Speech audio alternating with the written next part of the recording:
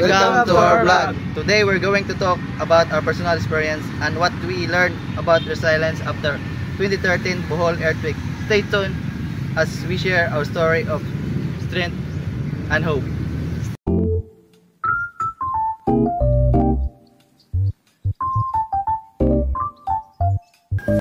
Hi, I am Manal Tagaro. Mo ni kini akong experience sa paglinog. So, mo ni among balay ni. Then kita na mag TV ato. Then kalita siya og linog, then habis ang silingan nga gato ituya ko. Then moto kalita siya kakusog linog, then kaning TV gunitan sa maguwang kay abi niya matumba pod. And moto nagawas mi dayon diri sa balay. Ni gawas mi diri sa balay. Paglinog din. Moto nan-ara mag TV. Morning. Then to dingitag yung evacuation pagkahuman naglinog, then pa-safety pagkahuman. Thank you. Hi, my name is Jade Sardoncillo. Ako ang nasinati itong panahon sa linog. Maong kiadtong higayuna ako ug ako ang igagaw gabaklay padulong sa balay sa ako ang barkada. Kay amo ang dadon untag padulong sa sentro kay magdula may og basketball. Unya pag-abot na mo sa ilaha, milabay ang pila ka minuto, milihok na lang ang balay. Unya iyahang mama ug papa gapanik na. Unya aguban nga mga tawo minsyagit na og naay linog. Maong kami nga nahadlok, gapundo na lang pud mi sa gawas sa ilaha para gahuwat mi og tagbuon mi sa amuang papa. Unya pag-abot ni papa sa balay sa ako ang barkada, gidala dayon mi og uli para pud masipti mi. Unya milabay ang mga pila ka minuto pag uli namo sa mua, mingkalit na pud og linog ug kusog kaayo. Usahay na lang makabati ko og kahadlok ug kalipong. Mao nang makatruma gyud ang linog. Hi guys, I am Janayan Tindogan. I'm here to share my experience during the 2013 earthquake. Atong time ako o akong papa is planning to matog hagna kay palit og materials for our customer kay akong papa is a welder. Yeah. Atong time habang gabiyahe mi padong hagna para palit lagi sa materials. Nisakay mi og jeep kay atong tayo uso pa ang jeep, wala pa kayo series. Yeah, ato habang gabiyahe mi pag abot na mo sa pag abot na mo sa Duero da ito. Pag abot na mo sa Duero, sakli ato sa atbang sa church sa Duero ni kalit og uyog among jeep. Kinaunan abi na ko og dili to linog kay bata pa ko dadto time like I'm elementary pa ko nya. Abi na og dili to linog, abi kog naray kuan ba guba sa jeep mao tong ga uyog ug kusog nya.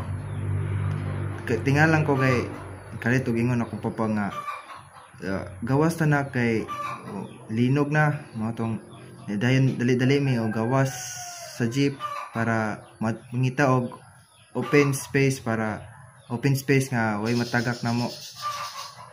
Atong time kita dyan atbang mi sa church sa Duero nga ang church sa Duero is shaking violently. Di na masabtan nagsuga pagka kuan nya daghang tao atong tayo sa kalsada mi. Moro to akong experience sa about sa 2013 earthquake drill. Bye. Hi guys, I'm Rob Camanso. Naali ko para share sa akong experience pag linog tong October 15, 2013. Ang experience kay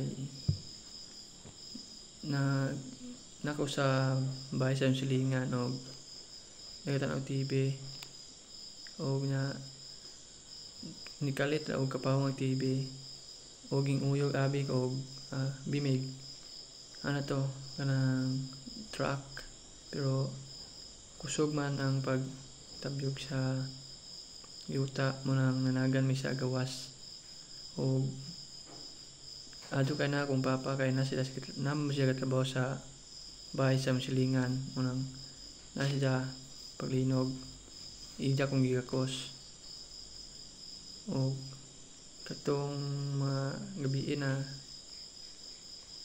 evacuate may sa among purok o nauwan pag taman kilat-kilat na hadlok kado kay inay aftershock pod ya pagka buntag ato nanguli mi sa bahay kay para tan-aw pero balik mi gyapon sa among purok og mao to nga video makalimtan ako sa tibok kay kinabuhi tong linuga. Hi guys, I'm going to share my experience sa Linog way back 2013 and ang experience ko guys grabe gyud ka kalit nga panghitabo niya. Grabe gyud ka kuan ka kusog nga linog dito sa part sa moa sa bukid sa San Isidro and after itong linog lisod gyud kayo ang mga panginabuhi tungod kay hubas ang tubig ang walay kuryente nya sa mga pagkaunsad kalisod may salig rami sa hatag sa gobyerno sa mga relief goods nga gipanghatag and tungod kay maglisod namig mga pananom dito kay nangauga ang sa sapa sa mga tubod nga nagsupply og tubig lisod gyud sa layo pag among dungan sa kausanan ng tubig and ang mga kwansad sa lugar sa amoa lisod kayo after pila ka months pa mi makadung sa among mga sayuta nga among ibang tamnan tungod ato kay hadlok pa kay kusog pa ang mga aftershock nya nangaliki ang mga agianan sa bukid and that's all. Thank you.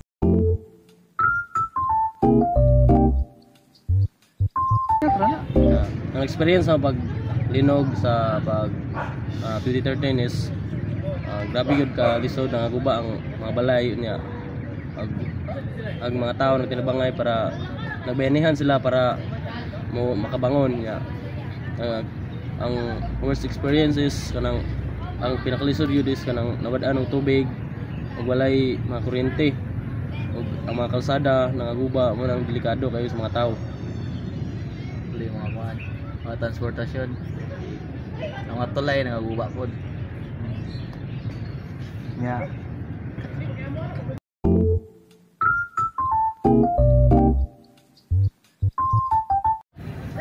Ang importante maging usa sa mga komunidad ug pagtinabangay ng mga tanan para barog balik ang among lugar pag nagdaan o kandaman kung naa mangalay aftershock mga abot o pangandam sa mga relief goods o uban pang mga pagkaon.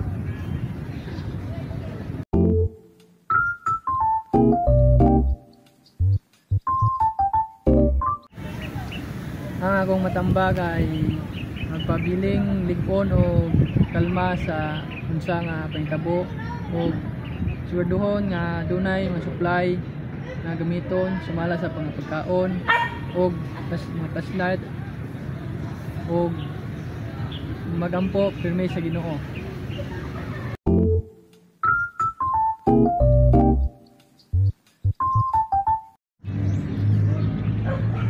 Ang komunidad nagunisa og mga relief effort sama sa distribusyon og pagkaon, tubig og puyanan sa mga naapektuhan.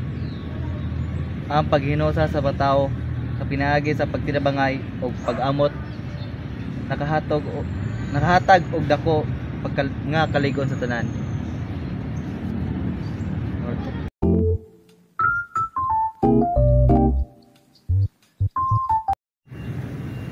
Ang estratehiya nga makatabang na to nga makapabangon and pagpabilin nga kalma ang pagsabot og sa kinahanglanon magpabilin nga kalma pagkugi og paningkamot pangita og mga pamaagi aron makarecover sa ka sitwasyon ug pagsalig sa Dios ug sa kaugalingon pagtuo ug pagkabangon bisin unsa ang nahitabo.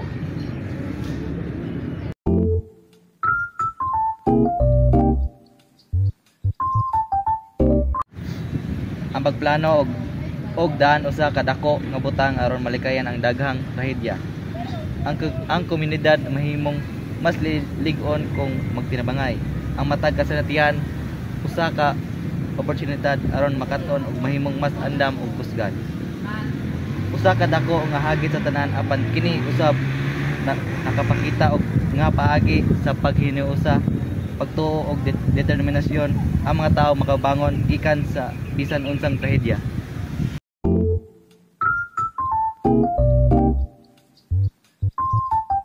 Ako ang matag niyong tips padayon nga may tinabangay ang pingi ang kagalingon pagbuhat og gamay nga matabang pagbilin nga positibo.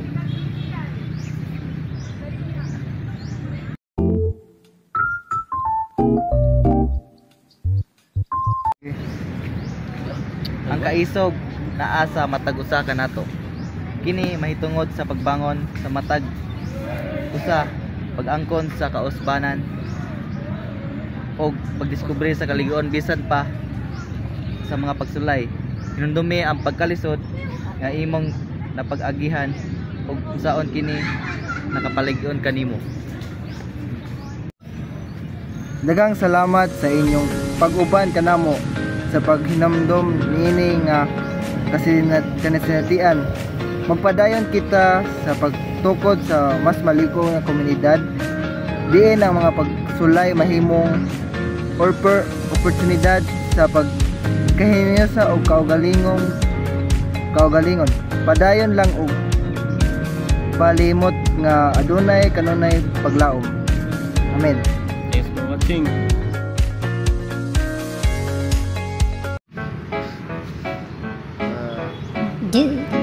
Welcome to our vlog.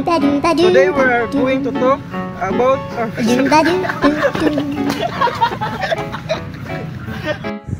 kinasatian sa linog. Parehas nga tanan. Katawa. Ay katula ba? Tula oy. Do